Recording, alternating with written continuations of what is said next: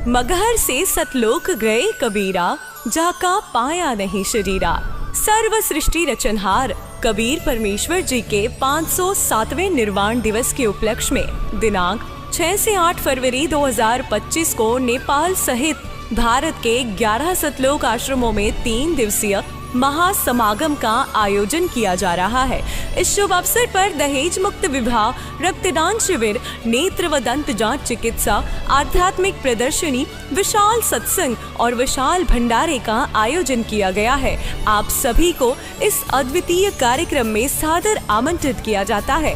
आपसे विनम्र आग्रह है कि अपने परिवार सहित इस कार्यक्रम में पधार कर इस आयोजन की शोभा बढ़ाए और जगत गुरु तत्वदर्शी संत रामपाल जी महाराज जी के सानिध्य में होने वाले इस विशाल सत्संग व अमृतमय भंडारे का आनंद प्राप्त करें।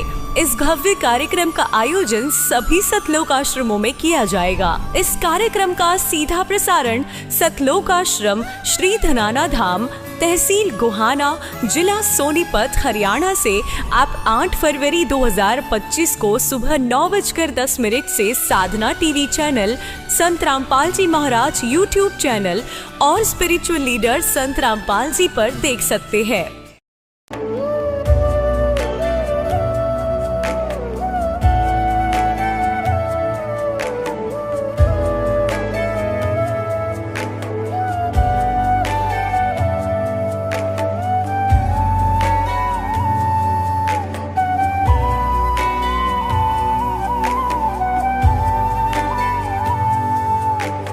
कौन ब्रह्मा का पिता है, कौन विष्णु की मां, शंकर का दादा कौन है, हमको दे बता।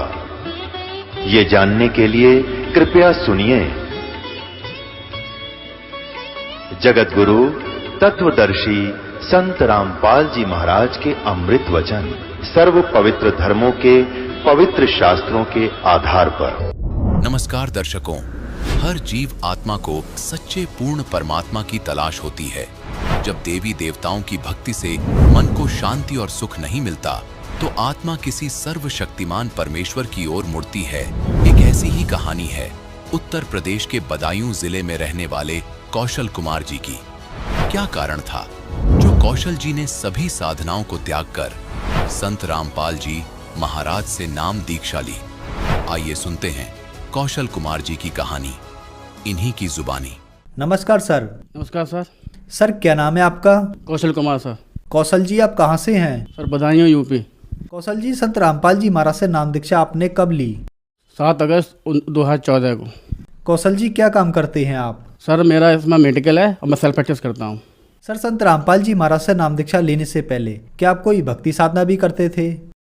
हाँ सर, हम यही देवी देवताओं ब्रह्मा विष्णु महेश की भक्ति करते थे जो हमारे खानदान में चली आ रही थी, वही कर रहे थे। तो उसके अलावा भी कभी साकार बेसरी में सत्संग में अटेंड हमने कई बार किया और निरंकारी पंथ भी गए थे। उसके बाद मतलब भक्ति करते गए, लेकिन वो जो पारंपरिक भक्ति थी वो हम करते थे आराम से, लेकिन हमें मन में शांति नहीं मिलती थी। हमें सोचा कि परमात्मा कोई और है, क्या है। कोई समस्या आती थी, कहते थे कि हे मालिक दया करियो। तो जो जिन देवताओं को हम पूज रहे हैं उनसे हट के हमारा मन चाहता था कि मालिक हमें दया करियो, लेकिन समझ नहीं पाते थे कि परमात्मा कौन है, कहाँ है, कैसे मिलेगा। फिर एक बार जिज्ञासा गए कुछ तक मिली तो परमात्मा ने फिर हमें शरण में लिया हमारे लिए। सर क्या कारण बना कि आप संत रामपाल जी महाराज की शरण में आए? सर इसकी बहुत एक लंबी कहानी है। सर जब मैं झांसी में एम्भार में कर रहा था तो मैं नीचे वाले पोर्शन में रहता था। मुझे एक पुस्तक मिली थी ज्ञान गंगा। ऊपर गया था, अपने जूनियर कमरे में गया था मैं एक बार, तो वहाँ मुझे पुस्तक ही मिली ज्ञान गंगा। और मेरी सर शुरू से ये आदत थी कि कोई धार्मिक पुस्तक पढ़ने की मेरी आदत थी कि देखो इसमें क्या क्या ज्ञान है क्या नहीं है। तो मैंने किताब पलट के देखी तो उसमें एक पेड़ नज़र आया उल्टा लटका हुआ। तो उसमें मैंने देखा ऊपर जड़ पे कबीर साहब को दिखाया गया था और ये कहा गया था कि ये तो पूर्ण परमात्मा बताया गया था। तो मेरा दिमाग हिल गया, मैंने कि ये क्या है, नई चीज़ है। तो मैं उस समय ध्यान नहीं दिया, बुक ले आया मैं और बुक ले जाके मैंने हमारे पिताजी को दे दी। तो उसके बाद 2 महीने बाद में जब मैं घर पे आया तो पापा ने कहा मेरे कि बेटा परमात्मा कबीर है। नहीं परमात्मा कबीर है कि इसमें सब प्रमाण दे रखे हुए हैं किताब में। तो मैंने किताब देखी ज्ञान गंगा। तो भाई हमने कही भाई चलो अब नामदान लेंगे। तो 2014 में जाके हमारे पिताजी हम तो उन्होंने नाम दीक्षा ली संत रामाजी महाराज से। कौशल जी, संत रामपाल जी महाराज से नाम दीक्षा लेने के बाद क्या आपको कुछ लाभ भी प्राप्त हुए? बहुत से लाभ हुए। एक मेन लाभ ये हुआ, उसी महीने की बात है जिस महीने हम नामदान लेके आए थे, उस समय मेरी स्टूडेंट लाइफ थी, मैं झांसी पढ़ता था। तो 2 बजे से लेके 3 बजे के बीच में लंच होता था 1 घंटे का। तो हम डिपार्टमेंट से अपने रूम पे हॉस्टल में आए थे, बुंदेलखंड यूनिवर्सिटी झांसी से एम्फार्मा में किया था सर मैंने। तो वहीं पर मैं आकर लेट गया था। अब परमात्मा ने कहा कि बेटा इस जो नाम हमें संत रामाजी महाराज ने दिया था प्रथम मंत्र, तो हम उसका जाप करते थे, प्रथम मंत्र हमें मिला हुआ था। तो हमारी ये हमने ऐसी हैबिट बना ली थी कि हमेशा 24 घंटे हम उसी को सिमरण करते रहते थे। तो हमारे सिमरण करते करते करते करते हमारी आंख बंद हो गई। तो हमारा एक क्या हुआ कि हमें ऐसा लगा कि मेरी आत्मा निकल के बगल वाले कमरे में चली गई हो। और बगल वाले कमरे में 2-3 बच्चे थे हमारे जूनियर, वो ताश खेल रहे थे। मैं देख लिया कि वो ताश खेल रहे हैं, और जैसे ही सही से बाहर निकला वैसे ही यम के दूत आ गए कि ये कौन निकला, पकड़ो पकड़ो से पकड़ो। तो डर के मारे, हमें ज्ञान तो था नहीं, अब मैं सही में कैसे घुसूँ, इसकी बुद्धि मुझे मालूम नहीं थी। फिर संत रामपाल जी महाराज का मैंने ध्यान दिया, तो परमात्मा की दया से उन्होंने अपने आप प्रकट होकर मेरे शरीर को अपने शरीर में डाल दी, मेरी आत्मा को। तो तब गुरुजी ने मना भी किया था कि बेटा आंखें बंद करके समाधि मत लगाना, वरना काल का दाव लग जाएगा। ऐसी 2 बार घटना हुई थी मेरे साथ, 2 बार मैं सही से बाहर निकल चाहूँ सर। इसके अलावा परमात्मा ने एक बहुत बड़ा लाभ दिया, मेरे पिताजी की उम्र बढ़ाई परमात्मा ने। जब मैं झांसी पढ़ता था उस समय तक हमें और हमारे पिताजी को दूसरा मंत्र मिल चुका था, सतनाम। क्या हुआ, एक बार मैं झांसी था तो रात की बात है, मेरे नाना मुझसे बहुत प्यार करते थे। तो काल ये हमारे नाना के रूम में हमारे घर पे आया और बरामदे में आके स्टूल पड़ा था, उस पर बैठ गया आकर के। रात में 11-12 बजे के आसपास पापा उठे थे तो पेशाब के लिए, तो उन्होंने देखा कि पिताजी बैठे हुए हैं। पिताजी देखे तो उन्होंने मुड़ के देखा, लेकिन बरामदे में कुछ फ़ोटो लगे थे संत रामाजी महाराज की और कबीर साहब के, तो वो आगे नहीं बढ़ पा रहा था। कुछ परमात्मा की शक्ति है, वो आगे नहीं बढ़ पाया काल। तो उसने देखा कि पापा ने कहा भाई पिताजी आप कैसे आए? तो उसने भयंकर पराठ रूप अपना दिखाया, 1000 भुजा वाला, जो अर्जुन को दिखाया था काल भगवान ने कुरुक्षेत्र में। तो परमात्मा ने कह रखा था बेटा कोई समस्या आए या कोई काल का अटैक हो, सीधे सतनाम को स्मरण कर लेना। तो वहाँ पिताजी ने सतनाम स्मरण किया और वहाँ से वो काल चला गया। वो उस दिन मतलब वो पापा को लेने ही आया था कि उससे पहले 1 महीने पहले से कई बहुत तबीयत खराब रही थी हमारे पिताजी की। वो मतलब लोग ये कहते थे कि पता मुश्किल से बचेंगे नहीं, पता नहीं क्या रोग लग गया, बीपी डाउन, एकदम कमजोरी, उठ नहीं पाते थे, बहुत डाउन शरीर 1 महीने से बिल्कुल डाउन हो गया था उनका। लेकिन परमात्मा ने जब परमात्मा ने उनका रक्षा की, उसके बाद परमात्मा की दया से, संत रामाजी महाराज की दया से आज बिल्कुल स्वस्थ हैं, बिल्कुल कोई दिक्कत नहीं, आराम से। इसके अलावा मैं संत रामाजी महाराज से जुड़ने से पहले की बात है कि कई साल से मेरे मतलब पथरी 8 mm की 6 mm की बहुत बनती थी मेरे। जब भी शायद नपा जाता कि 4 mm की 6 mm की दोनों कटनी में मेरे पथरी बनती थी मेरे। दवा बताई कि डॉक्टर हैं, उनसे दवा लेते थे, लेकिन दवा खाते थे, महीने भर में तो ही निकल जाती थी, लेकिन हर बार बन जाती थी, बड़ा परेशान रहता था मैं। तो संत रामपाल जी महाराज से अरदास लगाई कि हम मालिक ये समस्या बड़ी गंभीर है मेरी, कि हर साल 2-3 बार पथरी मेरी बन जाती है और दर्द इतना होता है कि किसी ने गोली मार दी हो पेट में। तो परमात्मा ने कि कहा कि बेटा कोई दिक्कत तो स्मरण करना नाम का, मर्यादा में रह के, और अमृत जाल ले लिया कर। तो जब अब भगत जी ऐसा है कि जब अब तो कई साल से पथरी बनी नहीं, और हल्की फुल्की दे जब बन जाता है तो अमृत जाल ले लेता हूँ, दर्द बिल्कुल ख़त्म, और अगले दिन वो बाहर निकल जाती है। बिना ट्रीटमेंट, बिना दवाई के कोई पथरी अब पेट में नहीं रहती मेरी। वो सही सोच रहता हूँ भगत जी मैं। और मेरी कुछ आर्थिक स्थिति गड़बड़ थी, अब मैंने एक छोटा अपना मेडिकल खोल लिया है, उसमें खूब बरकत है, कोई दिक्कत नहीं आ रहा, अच्छा काम चल रहा है, कोई टेंशन नहीं, और घर में भी कोई दिक्कत नहीं होती हमारे यहाँ। संत रामाजी महाराज की दया से आज मेरी आर्थिक स्थिति बहुत अच्छी है। एक बार मैं अपनी पत्नी के साथ जा रहा था तो 2 घटनाएं घटी थी, 2 दिन अलग अलग। एक बार मेरे बाइक के आगे एकदम अचानक गाय आ गई, तो गाय को वहीं रोक के परमात्मा सीधे संत रामाजी दया से मेरी गाड़ी एकदम आगे निकल गई, वरना अगर टक्कर होती तो शायद होता हम लोग नहीं बचते। बहुत बिकट एक्सीडेंट होने को था, और सब लोग ये भी कहने लगे अगल भर कि ये कैसे हो गया, जबकि मेरी पत्नी जुड़ी हुई नहीं है गुरुजी से। फिर वो ये कहने लगी कि आपकी गाड़ी एकदम आगे कैसे हो गई। मैंने कि सब मालिक की दया है। मैं समझ गया कि संत रामाजी महाराज की दया से ये मुझे लाभ मिला। एक बार पीछे बस लेके आया तो मोड़ था ऐसे, और मेरे बाइक सीधे जा रही थी, तो बिल्कुल बाइक टक्कर होने वाली थी, एकदम अचानक मेरे परमात्मा ने बाइक मेरी आगे बढ़ा दी, वरना अगर थोड़ा सा 1 सेकंड भी हो जाता तो मैं ख़त्म हो जाता भगत जी। और साथ में मेरे बच्चे भी थे, सब लोग थे। ये 2 बार परमात्मा ने बचाया मेरे लिए, संत रामपाल जी महाराज से बचा हूँ मैं। और सर जी इसके अलावा मेरी मम्मी को हार्ट की प्रॉब्लम है, उनकी राम मूर्ति बरेली में दिखवाया, एंजियोग्राफी कराई थी उनकी, तो उन्होंने डॉक्टर ने बताया कि 2 आर्टरी ब्लॉक हो चुकी हैं आपकी। तो उन्होंने डराया, कोई धमकाया कि डॉक्टरों को है ही यही कि आप एंजियोग्राफी है कराइए और बाईपास सर्जरी कराइए, आप 2.5-3 लाख रुपये खर्चा आएगा आपका, ये है वो है। तो हम भी घबरा गए, हम पे पैसा भी नहीं इतना। मैंने कहा कि ऐसा करो, अरदास लगाओ संत रामपाल जी महाराज से, कुछ दया करेंगे। तो ये तो बड़े बड़े कैंसर सही कर दिए परमात्मा ने, कैंसर के बाप सही कर दिया, तो ये तो हल्की सी बीमारी है। तो हमारी माता के लिए भी इतना मिल चुका है, भक्ति करती हैं आराम से, और वो दवा भी जो खा रही हैं अब वही दवा काम करने लगी हैं। अब आराम से, जैसे वो 1 किलोमीटर क्या आधे किलोमीटर ही पैदल नहीं चल पाती थी, अब वो फील्ड में 3-4 किलोमीटर पैदल चलती हैं। वो फील्ड का वर्क है, वो एचपी हैं, तो फील्ड का वर्क है उनका, तो चलना पड़ता है। तो संत रामपाल जी महाराज के कृपा से मतलब उन पर वही दवा फिर से काम करने लगी आराम से, और हमने आज तक ऑपरेशन नहीं कराया है। सर, संत रामपाल जी महाराज से नाम दीक्षा लेने के बाद आपको बहुत सारे लाभ प्राप्त हुए, लेकिन सर कहा जाता है कि संत रामपाल जी महाराज से उनके अनुयायी अंधश्रद्धा के तहत जुड़ते हैं। सर, आप एक डॉक्टर हैं, पढ़े लिखे व्यक्ति हैं, क्या ये बातें सही हैं? नहीं, तो लोग कहते हैं अंधश्रद्धा है, ऐसी कोई बात नहीं है। जो हम पढ़े लिखे समाज से हैं, बचपन से ही मेरा भक्ति में रुझान था। जब मैं अन्य देवी देवताओं की पूजा करता था तो मुझे वहाँ पर कुछ न कुछ चमत्कार देखने को मिलते थे। अब वो बहुत पहले की बात थी, वो काल की भक्ति थी।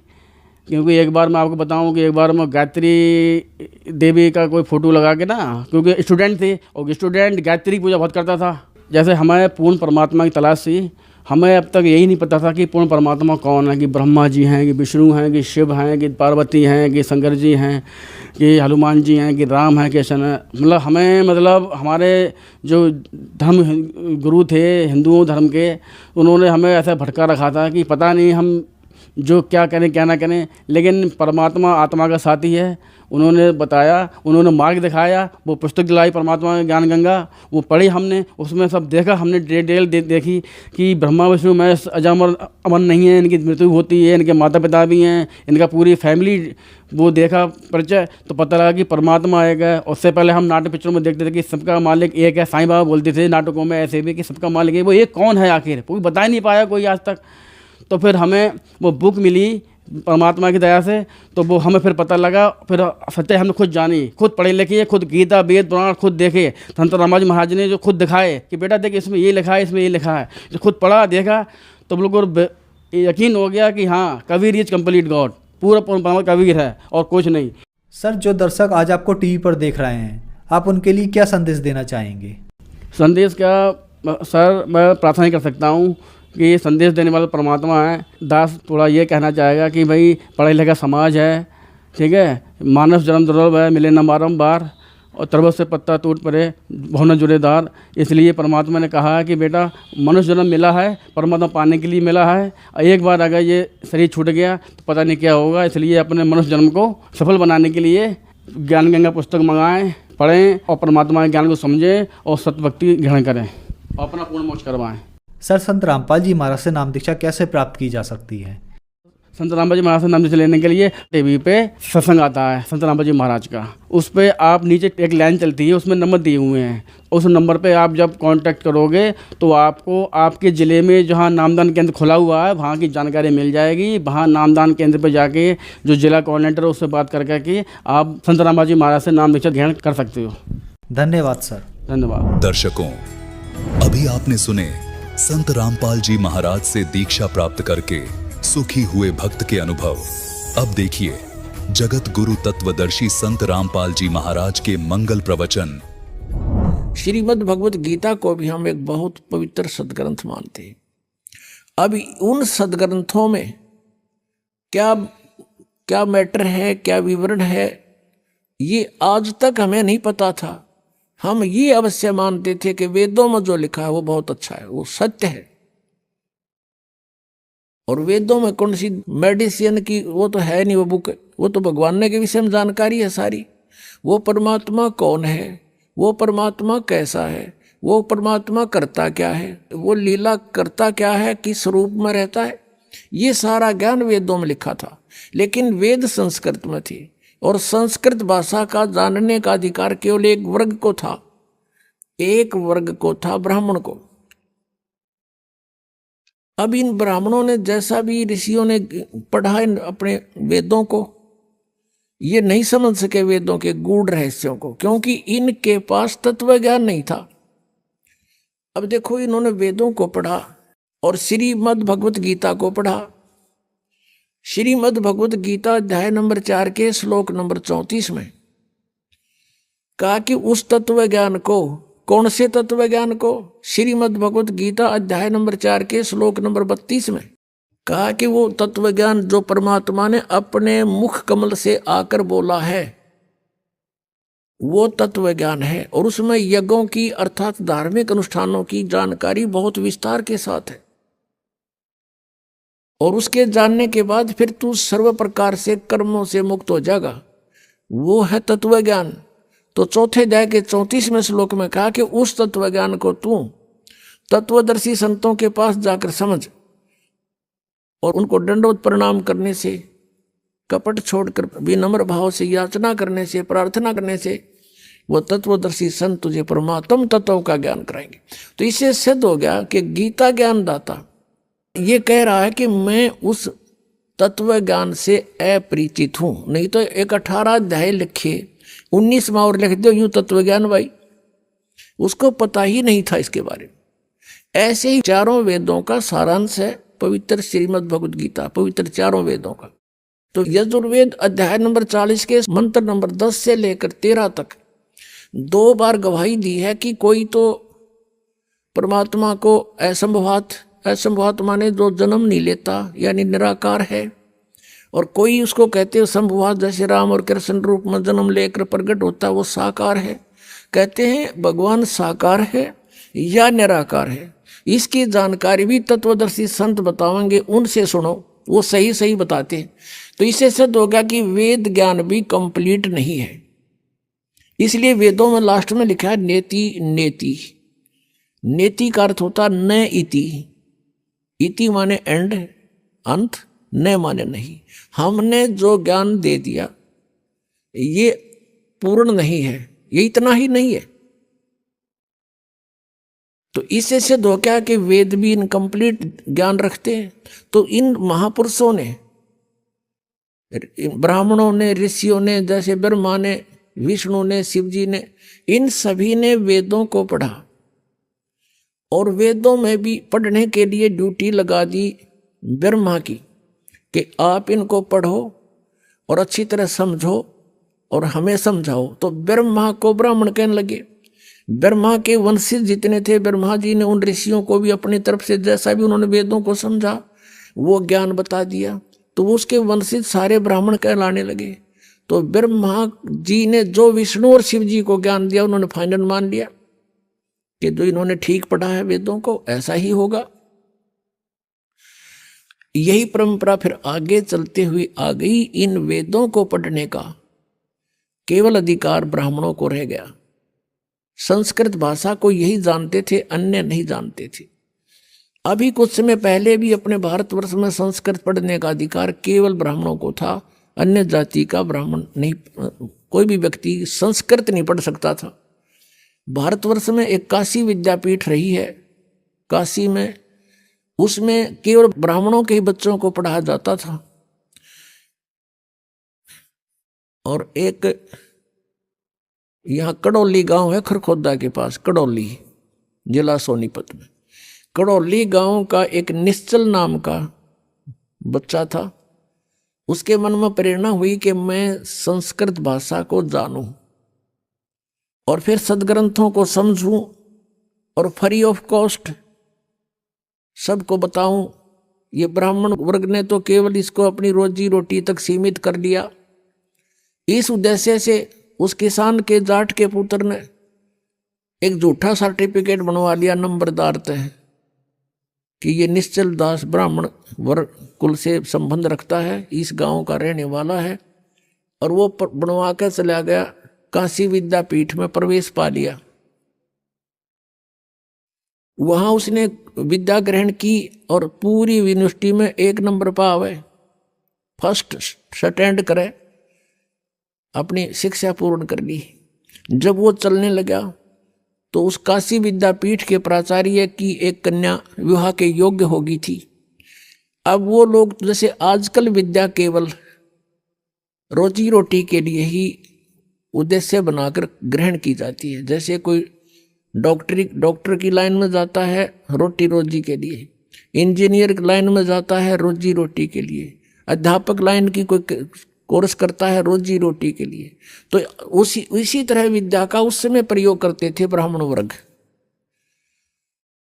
कि ये अच्छा विद्वान बच्चा है और खूब धन कमाओगा, बढ़िया बोलना आता है, संस्कृत बहुत अच्छी बोलता है और घने लोगों ने मूर्ख बना के खूब धन कमाओगा, तेरी बेटी सुखी रहेगी। वो निश्चल नाम था उस बच्चे का। उसने कहा कि प्रिंसिपल जी अब मुझे आशीर्वाद दो, आपका बच्चा अपने क्षेत्र में सफल हो। तो उसने कहा बेटा क्या तू मुझे गुरु दीक्षिणा नहीं देगा? उसने प्रिंसिपल ने कहा, मुख्य प्राचार्य ने। निश्चल ने कहा जी गुरुदेव हम आपको क्या दे सकते हैं और जो आपकी आज्ञा हो बोलो। कहने लगा भाई वचनबद्ध हो जा, कदे फिर जा।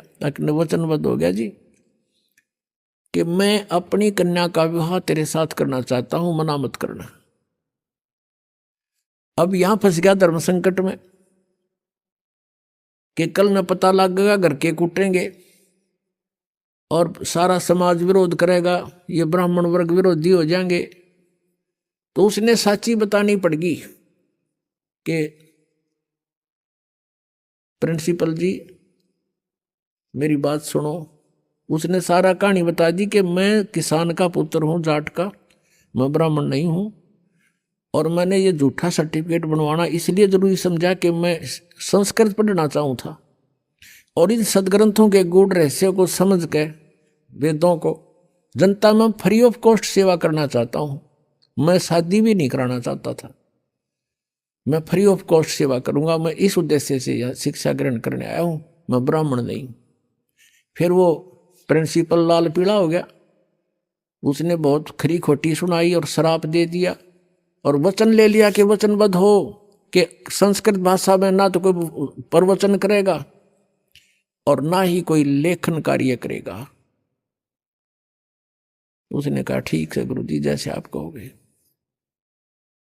अब उसके बाद निश्चल दास जी ने दादू पंथ में जाकर के दीक्षा ग्रहण कर ली।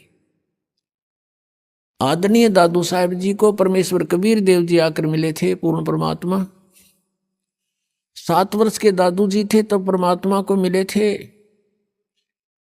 उनसे भगवान के बारे में चर्चा की, बड़े इंटरेस्ट दिखाया। वो पुण्यात्मा थी, पिछले संस्कार थे। तो दादू साहब जी एकदम प्रभावित हो गए और चरण पकड़ लिए, प्रभु आपकी बातों में बड़ा आनंद आ रहा है, मुझे भगवान दिखाओ। सतलोक में लेकर गए, उनकी आत्मा को बेहोश हो गया, चेत हो गया, उनका शरीर नहीं रहा, आत्मा नहीं थी उसमें, शरीर जीवित रखा लेकिन जैसे कोमा में होता है ऐसे कर दिया। घर वालों को पता लगा, जंगल में बाहर बच्चा था, उठा लाए, घर पे रखा। 3 दिन तक नाड़ी पकड़ देखते रहे, नाड़ी चल रही है, बच्चा अचेत है। तीसरे दिन 3 दिन 3 रात ऐसे ही रहा। फिर परमात्मा ने सब ऊपर के ब्रह्मांड दिखा कर वापस छोड़ दिया। तब दादू साहब जी खड़े हुए, देखा तो ऊपर जो देखा था सारा कुछ परमात्मा ने तो उसमें ज्ञान फीड कर दिया था, परमात्मा की महिमा उसने बोलनी शुरू कर दी थी। उसके बाद उनका बहुत बड़ा पंथ बन गया था। उस समुदाय में उस निश्चल दास ने दीक्षा ली। फिर एक अपनी जैसा भी उन्होंने वेदों को तो पढ़ा अवश्य, लेकिन लिखा नहीं संस्कृत में।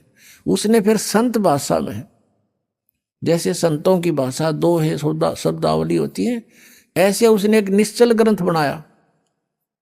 और उस निश्चल ग्रंथ में भी वो सारांश नहीं था उसके पास। या उद्देश्य कहने का दास का ये है, मैंने खूब पढ़ा, उनका अध्ययन किया ऋषभ के सदग्रंथ। उसके उस निश्चल ग्रंथ में भी कुछ भी ज्ञान नहीं वेदों और गीता का। जैसे आम ब्राह्मण वर्ग हुआ बाई बकते हैं, ऐसा उसने बक रखा था। क्योंकि संस्कृत के पढ़ने से, चाहे जाट पढ़ो चाहे ब्राह्मण पढ़ो, वो सदग्रंथों से कुछ भी ग्रहण नहीं कर सकते जब तक हम इस सृष्टि रचना से परिचित नहीं होंगे। क्योंकि वेदों में कंप्लीट ज्ञान नहीं है, श्रीमद् भगवत गीता में भी कंप्लीट ज्ञान नहीं है। अब हम उसी प्रसंग पर आते हैं। तो उसमें ये एक विशेष वो था कि इन ऋषियों ने, ब्राह्मणों ने ब्रह्मा जी से जैसा ज्ञान ग्रहण किया था उसी के आधार से वक्ता बनकर 18 पुराण बना दिए। यो 18 पुराणों का एक ही ज्ञान है। फिर कुछ तो ब्रह्मा से ग्रहण किया हुआ ज्ञान, कुछ अपना अनुभव, किसी से इधर उधर से सुना सुनाया, उसका अलग से एक राइटर ने, वक्ता ने अपना अपना ज्ञान वो बना दिया, पुराण बना दी। इन सब का केवल राइटर जो है, वक्ता कोई और है पुराणों का, राइटर केवल वेद व्यास है। राइटर तो पवित्र चारों वेदों का भी वेद व्यास है, लेकिन Ved Vyas is not writer of वेद। एक तो लेखक होता है, वो आप बना के लिखे, वो केवल एक कॉपी करता, समझ लो एक कॉपी की है वेदों की। लेकिन वेदों का वक्ता पूर्ण परमात्मा है। उसने अपने बच्चों तक ये ज्ञान पहुंचाने के लिए इन 5 वेदों को इस ब्रह्म के अंतःकरण में फीड कर दिया था, सरपुरुष के काल के, और फिर उसका समय निर्धारित कर दिया था अपने विधान से। उसके बाद अपने आप इसके श्वासों से वो बाहर आए थे। इस काल भगवान के श्वासों से ये 5 वेद अपने आप बाहर आए थे। जैसे माता को गर्भ रहता है, 9 महीने के बाद बच्चा ऑटोमेटिकली बाहर आ जाता है, ऐसे परमात्मा ने वेदों का बीज इसके अंतःकरण में डाल दिया था काल के में, और फिर अपने आप ये 500 बाहर आ गए थे। जैसे आज कंप्यूटर में आप देखते हो, इस वेबसाइट में कितना ही मैटर फीड कर दो और कितना निकाल लो, मिनट में निकला होगा। तो ऐसे ही वो मैटर मालिक ने दिया था। तो इसने 5वां वेद तो नष्ट कर दिया ब्रह्म ने। जब देखा इसमें तो सारा कुछ मेरी पोल पाड़ रखी है, और 4 वेद रख लिए। तो इन 4 वेदों में इनकम्प्लीट नॉलेज है। ब्रह्म तक की साधना का तो ज्ञान है और पूर्ण परमात्मा की महिमा है, लेकिन पूर्ण परमात्मा के पाने की वे ऑफ वर्शिप पवित्र 4 वेदों में, पवित्र श्रीमद् भगवत गीता में नहीं है। कोड वर्डों में है, सांकेतिक शब्दों में। तो क्या था, अब इन ऋषियों ने जैसा भी वेदों को समझा, लेकिन उन्होंने क्या समझा कि ब्रह्म को कंप्लीट गॉड मान लिया, पूर्ण परमात्मा, और इसका ओम मंत्र ये सबसे उत्तम मंत्र मान लिया। ओम मंत्र का जाप किया, ब्रह्म प्राप्ति का उद्देश्य रखा, और इन्होंने जो भी साधनाएं की, हठ योग किया, मेडिटेशन किया। लेकिन वेदों में हठ योग नहीं है। पुणात्माओं, आप बालक नहीं है, आज कलयुग में जन्मा, और इस समय में मनुष्य बहुत बुद्धि रखता है। कंप्यूटर बना लिए, इंटरनेट सेट कर दिए, वेबसाइट बना ली। अब भगवान की तरफ थोड़ी सी इस बुद्धि को लगाना पड़ेगा अपना। ये इंटरनेट गणे दिन के नहीं है। अगर 2 वर्ष वर्षा ना हुए, ये जहाज भी खड़े खड़े जरे उन प्लेटफार्मों पे, और ये कंप्यूटर भी बाहर करोड़ियां पे गिरने पड़े, ये कोई नहीं निपट नहीं पावे, ऐसा बुरा हाल हो जा। तो परमात्मा इज सुप्रीम पावर, परमात्मा ही सर्व सुखदायी है। उसको पाकर हम ऐसे स्थान पर चले जाएंगे जहां हमने इन सुविधाओं की, जो यहां हम कोशिश कर रहे हैं तगड़मबाजी करके प्राप्त करने की, वहां हमें ऑटोमेटिक मिलेंगी। और हम वहीं रहा करते थे। हम अपनी गलती से वो यहाँ आगे उसका दंड भोग रहे हैं। हम एक एक पैसे के भिखारी हो गए, एक एक दाने का हम भिखारी बन गए, और वहाँ हमारे सामने भरे पूरे भंडार थे, सदाबहार वृक्ष थे, फलदार वृक्ष थे, किसी चीज का अभाव नहीं था, सरोवर भरे थे दूधों के, शतलोक के अंदर अमृत आहार किया करते थे। हम उस भरी थाली का ठोकर मारे, उसके प्रतिफल में आज हम सारा जीवन लगे रहते हैं इस एक पेट के लिए, शरीर के लिए। यही पूरा नहीं होता और मर ही जाते। तो कहने का भाव ये है कि हम ये हठ योग जो है किसी भी वेद में नहीं है। ये हठ योग इन्होंने कैसे शुरू कर दिया? ब्रह्मा जी की उत्पत्ति में लिखा है। ब्रह्मा जी बताता है कि मैं जब होश में आया, युवा था और कमल के फूल पर बैठा था, मुझे नहीं मालूम मेरा उत्पत्ति करता कौन है। और फिर वहां से आकाशवाणी हुई कि तप करो तप करो। 1000 वर्ष तक ब्रह्मा ने तप किया। फिर कहा सृष्टि करो। तपो तपो कर वाक्य सुनाया, लोक रचो बल मेरी माया। सूक्ष्म वेद में कह ब्रह्मा को काल ने कह दिया तपो तपो कर वाक्य सुनाया। अब ब्रह्मा जी को जो आकाशवाणी सुनाई दी, इस काल ने बोल दी। ये गुप्त रहता है, ऊपर छुपा हुआ रहता अपनी माया से। आकाशवाणी से सुना दिया कि तप करो तप करो। तो इसने नोट कर लिया कि भगवान का आदेश है तप करो। इसने हठ योग कराया 1000 वर्ष तक। उसके बाद जब ये तीनों बच्चे युवा हो गए, यानी ब्रह्मा विष्णु और शिव जी की उत्पत्ति काल ने की थी। अभी बताएंगे डिटेल से। अब थोड़ा हिंट दे रहे हैं किस कारण से ये ज्ञान को नहीं समझ सके। उसके बाद इन्होंने बाद में सागर मंथन किया और इस काल ने ये चारों वेद ब्रह्म ने समुद्र के अंदर छुपा दिए। ये एक बहुत सुंदर एक ऐसे पेपर पर लिखे हुए थे, बहुत ही अच्छे पेपर पर, जिस पर पानी का भी असर नहीं होता, जैसे आजकल प्लास्टिक के ये प्रिंट चल रहे हैं इस तरह के। बहुत सुंदर उस पर लिखा था। वो चारों वेदों को प्राप्त किया, ब्रह्मा को दे दिए गए कि आप देखो इनको। अब ब्रह्मा ने उन चारों वेदों को पढ़ा। उसमें ओम नाम था और ओम नाम को पूर्ण परमात्मा का मान के और ब्रह्म को कंप्लीट गॉड मान करके उसने वेदों का निष्कर्ष यही निकाल दिया कि ओम मंत्र है, नथिंग एल्स, और ब्रह्म परमात्मा है, ये सब कुछ यही है। अब वहां ब्रह्मा की बुद्धि स्लप कर गई। यजुर्वेद के 40वें अध्याय के 10वें और 11वें 12वें 13वें 4 श्लोकों में एक निर्णायक ज्ञान दिया है कि कोई तो परमात्मा को असंभवात यानी जन्म नहीं लेता, उत्पन्न ही नहीं होता, वो निराकार कहता है, और कोई उसको संभवात माने उत्पन्न होने वाला मानता है। साकार है वो या निराकार, इसकी जानकारी तत्वदर्शी संत बताएगा, उससे पूछो, उनसे सुनो। फिर बताया है कि जिसको अक्षर ज्ञान हो गया उसको विद्वान कह देते हैं, जिसको अविद्या है तो उसको अविद्वान कहते हैं, जिसके पास अक्षर ज्ञान नहीं है कहते हैं विद्वान। और अविद्वान की डेफिनेशन भी वो तत्वदर्शी संत बताएगा, उससे सुनो।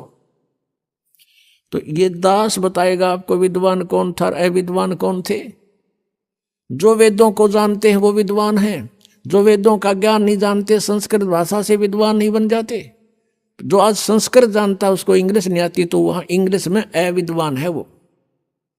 तो एक भाषा का मास्टर होने से विद्वान नहीं बन जाता। विद्वान वही कहलाता है जिसको अध्यात्म ज्ञान है, जिनको परमात्मा की जानकारी होगी और उसके पाने की विधि का पता लगे। तो पुण्यात्मा, जिस कारण से अब ब्रह्मा जी ने यही ज्ञान उनको दे दिया, अपने अनुयायियों को, वंशजों को, तो उन्होंने ओम का जाप किया, हठ योग किया, समाधिस्थ होने की चेष्टाएं की। अब इसने कैसा कमाल कर रखा काल भगवान ने। अब ऋषियों ने साधना करनी चाहिए, हठ योग करके तो समाधिस्थ होने की चेष्टा की। समाधि दशा में ये काल भगवान क्या करता है, कैसी लीला करता है। किसी को तो ब्रह्मा के रूप में दर्शन दे देता है। तो वो ऋषि कहता है कि ये ब्रह्मा जी जो साकार वहां उनके सामने रहते थे कि ये ब्रह्मा जी सुप्रीम पावर हैं, ये पूर्ण परमात्मा हैं, मैंने इनके दर्शन समाधि दशा में हुए हैं। और भी 2-4 को ऐसा ही आभास हो गया, दिखाई देगे वह तो उन्होंने भी डंडोरा पीट दिया कि ब्रह्मा जी सृष्टि के रचयिता हैं, ये प्रजापिता हैं, ये सर्वशक्तिमान है, ये है। इस बात का भ्रम हो गया ब्रह्मा जी के कि मैं ही सृष्टि रचने वाला हूं। फिर कुछ एक ऋषियों को ने जब साधना की उनको दर्शन दे दिए समाधि दशा में, समाधि में विष्णु जी के रूप में। उन्होंने डंडोरा पीट दिया कि ये विष्णु जी, सतगुण विष्णु जी, ये पूर्ण परमात्मा हैं, ये छुपाए बैठे अपने आप को। और सैकड़ों की संख्या में उन्होंने उनका डंडोरा पीट दिया। तो विष्णु जी को भ्रम हो गया कि आई एम गॉड। और कुछ एक को उन्होंने शंकर जी के रूप में दर्शन दे दिए। तो उन्होंने ये सारा डिक्लेयर कर दिया कि शंकर भगवान इज कंप्लीट गॉड। समाधि में मैंने भगवान शंकर के दर्शन किए। तो इन तीनों को अपने अपने आप में ये भ्रम हो गया कि हम भगवान हैं। और इसी बात पर ब्रह्मा जी और विष्णु जी का युद्ध हो गया। ब्रह्मा जी कहता मैं तेरा बाप, मैं सारी सृष्टि का रचयिता हूं। विष्णु जी कहता मैं तेरा बाप, तो मेरी नाभि कमल से निकला है। इस बात पर इनका युद्ध हुआ। फिर बीच बचाव करने के लिए ये स्वयं काल आ गया अपने पुत्र शिव का रूप धारण करके। शिव पुराण के अंदर इसका बहुत बड़ा विस्तार से वर्णन है। फिर इन दोनों से कहा कि पुत्रों, तुमने अपने आप को भगवान मान लिया, ये तुमने अच्छा नहीं किया। यू आर नॉट गॉड, तुम ईश नहीं हो। ब्रह्मा और विष्णु को कहता है कि तुम भगवान नहीं हो। पुण्यात्माओं, 600 वर्ष पहले परमात्मा कहा करते थे, तीन देव की जो करते भक्ति, इनकी कदे न होवे मुक्ति। तो 600 वर्ष पहले ये कहना कि ब्रह्मा विष्णु महेश की जो भक्ति करते हैं इनकी मुक्ति कभी नहीं हो सकी, तो पिटन के काम तो थे। क्योंकि इन्होंने तो सब भ्रमित कर रखा था कि ये सुप्रीम पावर है, ये अजरो अमर है, सर्वेश्वर है, महेश्वर है, इनकी जन्म मृत्यु नहीं होती। और आज परमात्मा की वो वाणी साची हुई, धर्मदास ये जग बोरा ना कोई न जाने पद निर्वाण। निर्वाण पद मोक्ष मार्ग, यही कारण मैं कथा पसारा, जग से कहिए एक राम निहारा। यही कथा जग जीव सुनावो, सब जीवों का भरम नसाओ। अब मैं तुमसे कहूँ चिताई, तेरे देवन की उत्पत्ति बाई। ज्ञानी सुने सो हृदय लगाई, मूर्ख सुने तो समझ में न आई। माँ अष्टंगी पिता निरंजन, ये जम दारुण वंशन अंजन। धर्मराय की ने भोग विलासा, माया को रही तब आशा। तीन पुत्र अष्टंगी जाए, ब्रह्मा विष्णु शिव नाम धराए। तीनों गुण का ये विस्तारा, धर्मदास मैं कहूँ पुकारा। गुण तीनों की भक्ति में ये भरम पड़ो संसार। कहे कबीर निज नाम बिना तुम कैसे उतरो पार। तीन देव की जो करते भक्ति, इनकी कदे ना होवे मुक्ति।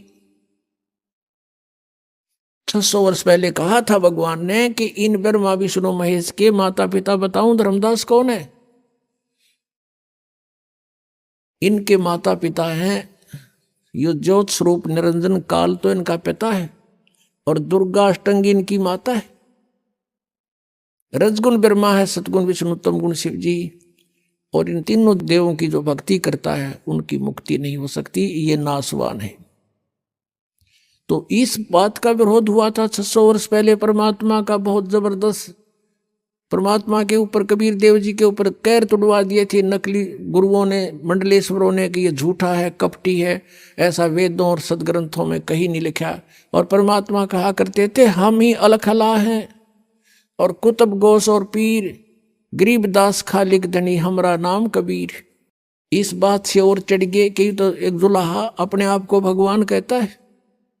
देखो कितना मूर्ख है, भगवान तो निराकार है। ये है जैसा भी उन्होंने ये हुआ बाई का ज्ञान ग्रहण कर रखा था, इससे भगवान का विरोध स्वयं भी किया, जनता को भी शत्रु बना दिया, ताकि ये काल का जाल था कि कोई पहचान ना ले भगवान को और सच्चाई का इनको पता ना लग जाए।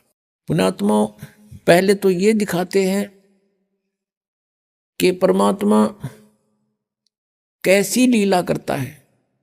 इन वेदों में भगवान साकार लिखा है और अपनी माता दुर्गा से ब्रह्मा जी प्रश्न करता है कि माता जी परमात्मा को निराकार बताते हैं और वेदों में कुछ साकार लिखा है, यानी हमारा जो अनुभव है वो वेदों के विपरीत है, उसमें बहुत अंतर है। अब आप बताइए हमें, वो ब्रह्म आप ही हो या कोई और है? तो दुर्गा कहती है कि मुझ में और उस ब्रह्म में कोई अंतर नहीं है, और तुम्हारे ऊपर कोई आपत्ति आ जा तो हम दोनों का स्मरण करना, तुम्हारे सब कार्य सिद्ध हो जाएंगे। तो इससे सिद्ध है कि ये विचलित किए हुए हैं, सच्चाई से अपरिचित रखा इन अपने पुत्रों को भी, तो उन्हीं से ग्रहण, इन ऋषियों ने ज्ञान ग्रहण कर लिया, ये भ्रमित ज्ञान। अब वेदों में क्या बताया हमने, देखो परमात्मा को पहचानने के लिए कोई आधार बनाना पड़ता है। अब जैसे ये राधा स्वामी पंथ वाले हैं, ये कैसे भ्रमित कर रखा है इस समाज को। ये भोली आत्मा श्रद्धालु कहते हैं हमारे गुरुजी तो ये कहते हैं हम तो सीधा त्रिकुटी से शुरू करते हैं भक्ति का मार्ग, और हमने वेदों की आवश्यकता नहीं, क्योंकि वेद भी तो किसी ने लिखे हैं और हमारा ज्ञान तो वेदों से बहुत ऊपर का है। जो श्री शिवदयाल जी परम धड़ी के हैं, उसको उस हजूर साहब ने आप आके भेद खोला है उस सचखंड का। उसने कह का भी नहीं पता। उस शिवदयाल जी ने राधा स्वामी कहें, जिसने जो राधा स्वामी पंथ का प्रवर्तक जाना जाता है, उस शिवदयाल जी, उसको कह का नहीं पता सतलोक और सचखंड के बारे में। पुण्यात्मा इस दास के साथ ये संघर्ष हो रहा है, मैं कहूँ साची, और श्रद्धालुओं ने ज्ञान कति उल्टा ग्रहण कर रखा है, वो मानव विरोध इस बात का। मेरा कोई शौक नहीं है किसी की निंदा करना। अगर तुम इसको निंदा मानते हो सच्चाई को कहने को, लेकिन सच्चाई कहना निंदा नहीं, एक परोपकार होता है, और इस परोपकार में से कितना भी कष्ट उठाना पड़े वो भी हमने सहन करना चाहिए, ताकि आने वाले समय में पूरा विश्व की भलाई हो जाएगी इससे, पूरे विश्व की। जैसे पहले अपने हिंदू समाज में एक सती प्रथा थी, किसी का पति मर जाता था तो उस लड़की को साथ फूंका करते थे। तो उसके लिए संघर्ष किया बुद्धिमान व्यक्तियों ने कि ये गलत बात है, अपने संस्कार बस कोई भी कभी मर सकता है, ये क्या मतलब उसने गेला फूको, ऐसा निर्दयी, ऐसा जुल्म, ऐसा कहर टूट रहा है। तो उसका भी बहुत विरोध हुआ था, लेकिन उन्होंने संघर्ष किया कि नहीं, ये गलत कार्य है, ऐसा नहीं होना चाहिए। अब देखो धीरे धीरे खत्म हो गया, अब सब सुखी हो गए। तो ऐसे ही आज ये वही सती थी हमारे साथ। सब विरोध इसलिए करते हैं कि उनकी दुकानें बंद हो जाएंगी, उन संतों की जिनने दुनिया को गुमराह कर दिया और उनको नरक भेज रहे हैं, काल के जाल में फंसा रहे हैं, उनका जीवन नष्ट कर रहे हैं। लेकिन दास को कोई परवाह नहीं इस बात की। हम किसी की निंदा नहीं करते, हमारा उद्देश्य किसी कोई धन उपार्जन करना नहीं है, हमारा उद्देश्य केवल सत्य को ऊपर लाना है और पूरे विश्व का कल्याण करना हमारा उद्देश्य है, मानव मात्र का। और इससे जब दया भाव उत्पन्न होगी तो सब जीवों के प्रति अपने आप दया आ जाएगी। ना को मांस खावे, ना शराब पीवेगा, ना अन्य बकवादा करेगा, केवल भगवान भजेगा, सिंपल वे से रहा करेंगे। एकदम सतयुग जैसा माहौल फिर से आएगा, देख लेना। ये माया की दौड़ की हवस खत्म हो जाएगी, ये बिल्कुल शांत हो जाएगा प्राणी कि किसके लिए डलेड हो रहा है। अरबपति, खरबपति, पृथ्वीपति यहीं छोड़कर चले गए, भूत बने फिर रहे। तो हम सबसे पहले आपको वेदों से परिचित कराते हैं कि वो परमात्मा, उस परमेश्वर के बारे में वेद क्या बताते हैं। अगर वेदों में लिखा तो फाइनल है, और जो ये कहते हैं हम वेदों को नहीं मानते, तो उनसे तो फिर चर्चा करना ही व्यर्थ है। फिर उनको मनाएंगे संत भाषा से, क्योंकि एक सूक्ष्म वेद और है जिसको वो सत्य मानते हैं। कबीर जी की वाणी को, आदरणीय परमेश्वर परम पूज्य कबीर जी की वाणी को, आदरणीय नानक साहब जी की वाणी को भी सत्य मानते हैं। और उन महापुरुषों ने परमात्मा को पाया है, कबीर जी को, उनकी वाणी में बिल्कुल सही लिखा है, लेकिन उन्होंने अर्थ उल्टे कर रखे हैं। जैसे वेदों के अर्थ उल्टे कर दिए, गीता जी के वो अर्थ उल्टे कर दिए, ऐसे ये भ्रमित हैं। उसको हमने सेट करना है। अब वेद क्या बताते हैं उस प्रभु के बारे में। आपको दिखाते हैं ऋग्वेद। वो परमात्मा कौन है, वो कैसी लीला करता है, देखिएगा। ऋग्वेद प्रकाशक हैं सार्वदेशिक आर्य प्रतिनिधि सभा, महर्षि दानंद भवन, रामलीला मैदान, नई दिल्ली से। और यहाँ देखिएगा मुद्रक हैं Prince of set printers, 1510 Pataudi house, Daryaganj, नई दिल्ली से। इसमें आपको दिखाते हैं ऋग्वेद मंडल नंबर 9 और सूक्त नंबर 86 इसका मंत्र 26 में है। यज्ञ करने वाले यजमानों के लिए परमात्मा, इसका अर्थ है यज्ञ माने धार्मिक अनुष्ठान करने वाले यजमानों माने भक्तों के लिए परमात्मा, यानी जो धार्मिक अनुष्ठान करते हैं उनके लिए परमात्मा सब रास्तों को सुगम करता हुआ, उनके विघ्नों को यानी उनके संकटों को नष्ट कर देता है, मर्दन करता है, और उनको पवित्र करता हुआ अपने रूप को सरल करता हुआ, भगवान साकार हुआ, अपने रूप को सरल करता हुआ वह कांतिमान परमात्मा। अभी इन्होंने ये लिख दिया, कबीर का अर्थ सर्वज्ञ कर दिया है। ये देखो, ये ऊपर है कबीर अतो, हम इसको कबीर बोलते हैं, कबीर कबीर। इन्होंने इसको यहां ऐसा लिख दिया, अपसर्ग लगा दिए। अब भी हम इसको कबीर बोल रहे हैं या कवि ही कहें, जैसे पुनर्जन्म पुनः कहो, पुनर्कहो, पुनर्जन्म कहो, कबीर। इन्होंने इसका अर्थ सर्वज्ञ कर दिया। ये लिखना था वो कबीर देव, कबीर परमेश्वर। जैसे यजुर्वेद के विषय में आपको दिखाते हैं, जैसे यजुर्वेद है, यजुर्वेद, और उसके यजु लिख के अपसर्ग लगा दें, और कहीं उसकी महिमा का वर्णन हो किसी मंत्र में, और वहां यजु का अर्थ यजुर्वेद करना चाहिए, वो सही है। उसका अर्थ कर दे यजु का, कि यजु माने पूज्य, पूजनीय, पूज्य, पूजा की रसाएं का समूह। तो हमने उस यजुर्वेद को कैसे ढूंढेंगे फिर? अब देखना इसका प्रमाण इन वेदों के ठेकेदारों की ही रचना में दिखाते हैं। ये यजुर्वेद है, और इसके महर्षि दानंद सरस्वती इसके अनुवादक हैं। अभी दिखाते हैं। प्रकाशक हैं सार्वदेशिक आर्य प्रतिनिधि सभा, 2/5, महर्षि दानंद भवन, रामलीला मैदान, नई दिल्ली से ये प्रकाशित है। और महर्षि दानंद आर्य समाज प्रवर्तक का अनुवादित है, इसके द्वारा अनुवादित है। ये यहाँ से छपा है, Prince of set printers, 1510 Pataudi house, Daryaganj, नई दिल्ली से। इसके 36वें अध्याय का प्रथम मंत्र ये है यजुर्वेद भाषा भाष्य। ये है 6300 यानी 36वां अध्याय है ये, और इसका ये प्रथम मंत्र है। इसमें क्या लिखा है? रेचम वाचम परपदे मनो यजु परपदे, ये यजु शब्द है, इसका 2 अपसर्ग लगा रखे हैं। और इसको ऐसे लिख दें, ये देखो ऐसे। अब इसको चलो यहां दिखाते, इसका अनुवाद जो किया है इन्होंने, ये यजु का इन्होंने यहां अनुवाद किया है। अनुवाद में इन्होंने बिल्कुल सही लिखा है, यजु का अर्थ लिख दिया यजुर्वेद, ये बिल्कुल सही कर दिया।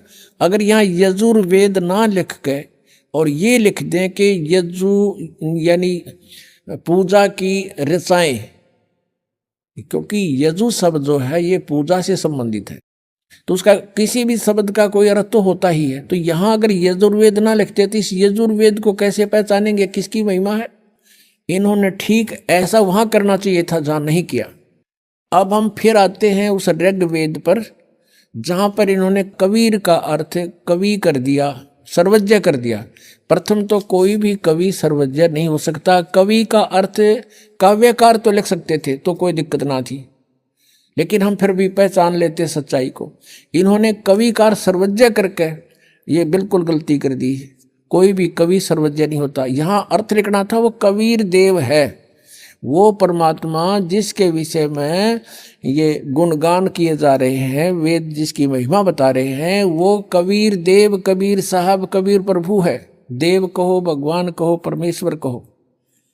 अब देखिएगा ये वही ऋग्वेद, हमने यजुर्वेद रख दिया है, ऋग्वेद फिर उठा लिया, वही जो पहले आपको दिखाया था। ये कहाँ से प्रकाशित है? ये वहीं से प्रकाशित है, सर्वदेशी कार्य प्रतिनिधि सभा, महर्षि सिद्धांत भवन, रामलीला मैदान, नई दिल्ली से। अब इसके हम ऋग्वेद मंडल नंबर 9 सूक्त 86 का मंत्र 26 फिर पढ़ेंगे। 26 इसमें ये कबीर शब्द है, इसका इन्होंने यहाँ गड़बड़ कर दी।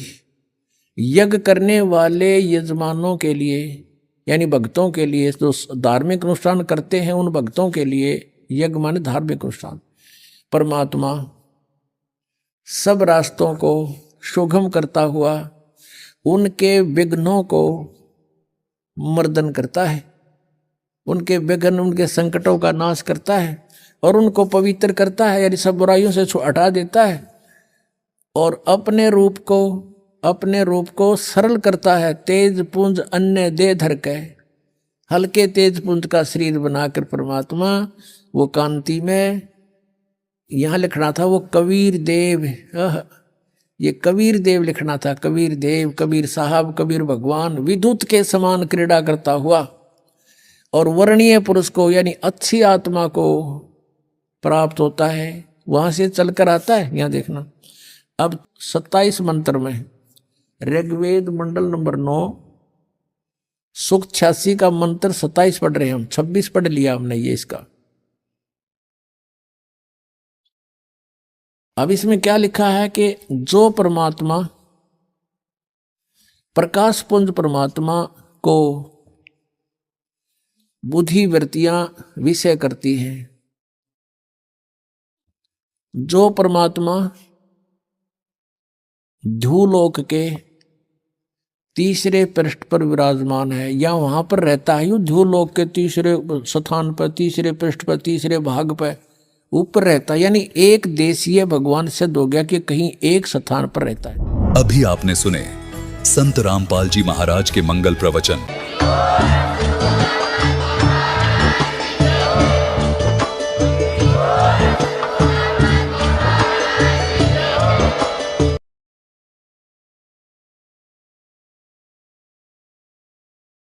कबीरा जाका पाया नहीं शरीरा, सर्व सृष्टि रचनहार कबीर परमेश्वर जी के 507वें निर्वाण दिवस के उपलक्ष्य में दिनांक 6 से 8 फरवरी 2025 को नेपाल सहित भारत के 11 सतलोक आश्रमों में 3 दिवसीय महासमागम का आयोजन किया जा रहा है।